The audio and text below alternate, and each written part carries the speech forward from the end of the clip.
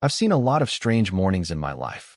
But nothing, and I mean nothing, prepared me for the day a 7-year-old in a blue dress walked into the headquarters of Lexington Enterprises asking to see me for a job interview on behalf of her mom. The lobby was buzzing with the usual Monday rush, and there she was, blonde pigtails, a leather folder clutched to her chest like it was treasure. She marched right up to reception, stood on her tiptoes, and said she had a 9 o'clock with Charles Morgan. The receptionist thought she was lost, of course.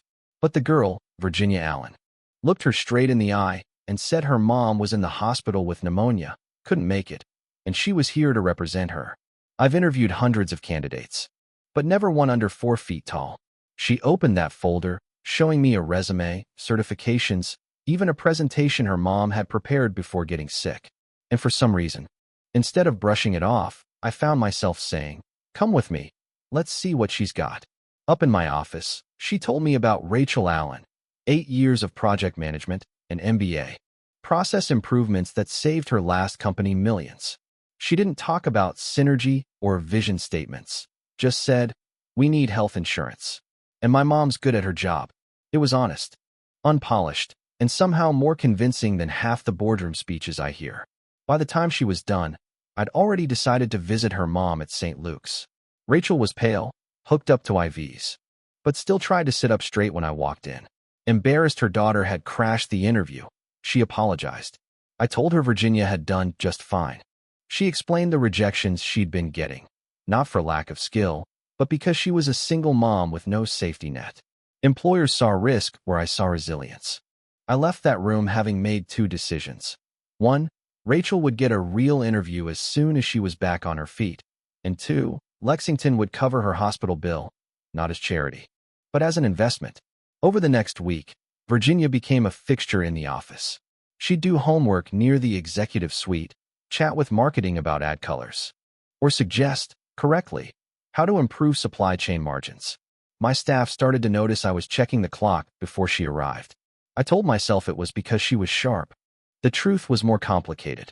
See, years ago I'd lost my wife, Caroline, and our little girl, Lily, in a car accident. I'd buried myself in work ever since, earning a reputation as the machine. But Virginia, she had this way of cutting through all that armor without even trying. Not everyone saw it that way. When Rachel officially joined Lexington, some senior staff questioned my objectivity. One board member, Harrington, worried we were turning into a daycare center. They proposed suspending our new family-friendly policies and relocating Rachel out of state. That's when we found out the article's leak had come from our own HR director, Victoria Sloan. I'd anticipated sabotage, but not this blatant. With proof in hand, I terminated her on the spot. That bought us breathing room, but Harrington wasn't finished. Weeks later, a plain envelope landed on my desk.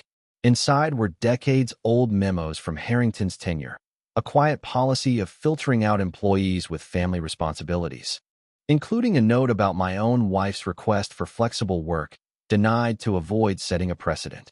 Reading those words, I realized Caroline had been shut out by the very culture I'd gone on to lead, and I hadn't even known. The guilt hit like a second loss. Rachel's reaction was pure fire. "We don't hide this," she said. "We own it, fix it, and show the world." So the next board meeting, I laid the documents in front of everyone, told them exactly what had been done and why it was over. Rachel presented hard data. Productivity was up, retention was up. Mario, my CFO, moved to make the program permanent. Martina Chen seconded, and then moved to remove Harrington from the board entirely. The vote passed. Watching security escort him out was satisfying, yeah. That day, Lexington didn't just keep the Family Forward initiative. We became a national leader in it. Other companies called asking how to copy us. But my focus had shifted. With Rachel and Virginia, I'd found something that mattered more than quarterly reports, the chance to build something human. So I started the Morgan Family Foundation, aimed at helping companies support working families. Rachel became executive director. Virginia, our chief testing officer, made sure kids' spaces were stocked with healthy snacks and good books. And somewhere along the way, family stopped being just a memory for me. It became a living, everyday thing. A year after that first lobby encounter, I stood on stage beside Rachel, the compass bracelet that once belonged to Caroline glinting on her wrist. Virginia was out front, handing programs to guests from across the country. I told the crowd about the day a little girl walked into my life and reminded me that family isn't a weakness in business, it's a strength. And as the applause rose, Virginia squeezed between us, arms around both our waists, and said with a grin, "We've been ready for this since I first walked through that lobby." I believed her, because sometimes the biggest changes don't start in boardrooms or from shareholder demands. Sometimes they start with a small voice, a worn leather folder, and the kind of courage that makes you rethink everything you thought you knew. So now I'll ask you, if you were in my shoes that morning, would you have taken her upstairs or sent her home? And if you had the power to change the rules, would you? I want to hear what you think, because the next revolution in how we work might just start with your answer. If you think the story ended with that ribbon-cutting ceremony and the applause, you'd be wrong. Real change doesn't end with headlines. It's the quiet months after, when the spotlight's gone, that test what you've built. And I'll be honest, I didn't see the next storm coming. 3 months after the launch of the Morgan Family Foundation, things at Lexington were almost too smooth. The program was expanding. Other companies were copying our policies. Rachel was running the foundation like she'd been born for it. And Virginia, well, she was still Virginia, somehow managing to turn the supply chain meeting into a lesson on probability. But in the background, I started hearing murmurs, competitors complaining that our family-first reputation was poaching their best people. And some of those old guard voices on the Lexington board, the ones who'd kept their heads down during Harrington's fall, were starting to speak again.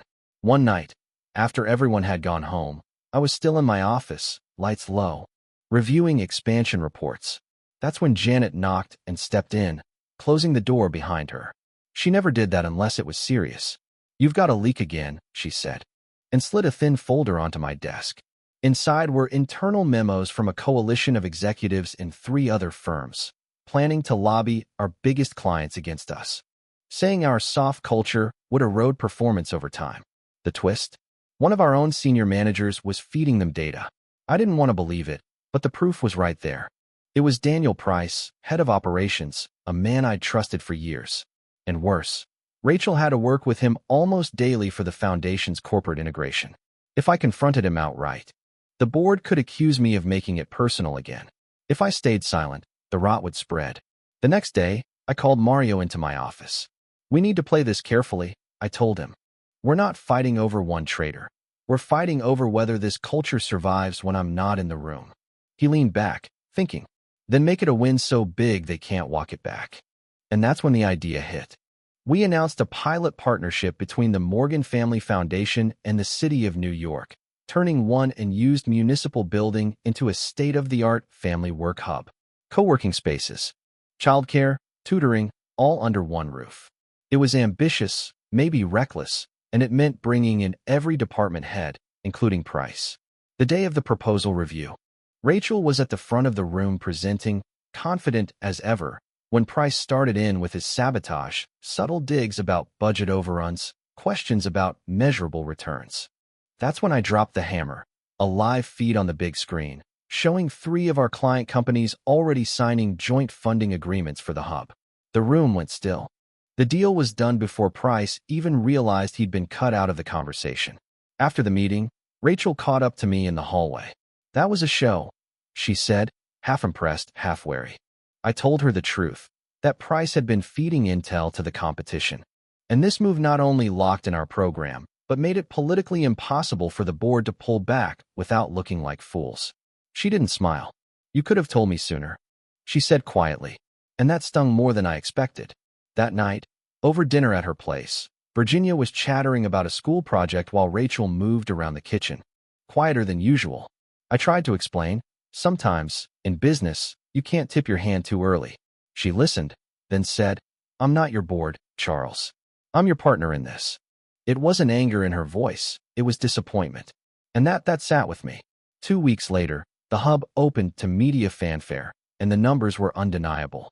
Applications to Lexington jumped 40%. The city mayor called it a model for the future of work. Price resigned quietly. Outwardly, we'd won. But inside, I knew I had to fix something more personal, the trust between Rachel and me. One evening, I asked her and Virginia to meet me at the new hub after hours. The place was empty, lights warm, the quiet hum of the building settling in. I walked them through the study rooms, the play areas, the quiet pods, all designed with ideas Virginia had rattled off months before. You built this, I told her. Both of you. Virginia beamed, but Rachel's eyes stayed on me, waiting. I kept you out of the loop because I thought I was protecting the project, I said. But I see now I was just protecting myself from needing someone. For a long moment, the only sound was the faint buzz of the exit sign. Then Rachel stepped closer. Then don't do that again, she said simply. We locked the building behind us and walked out into the cool night air. Virginia skipped ahead, talking about how the art room needed more colors, how the reading nook should have beanbags. Rachel and I fell into step, not saying much, but the space between us felt different, lighter somehow. The next morning, I walked into the Lexington boardroom with a plan to take the hub model nationwide. And as I looked around that table, I realized this was no longer about defending the idea of family-friendly work. It was about proving it could outcompete the old way in every metric that mattered. And maybe, just maybe, about proving to one person outside that boardroom that I was in this for the long haul, not just as a CEO, but as the man who'd finally stopped running from the life he actually wanted.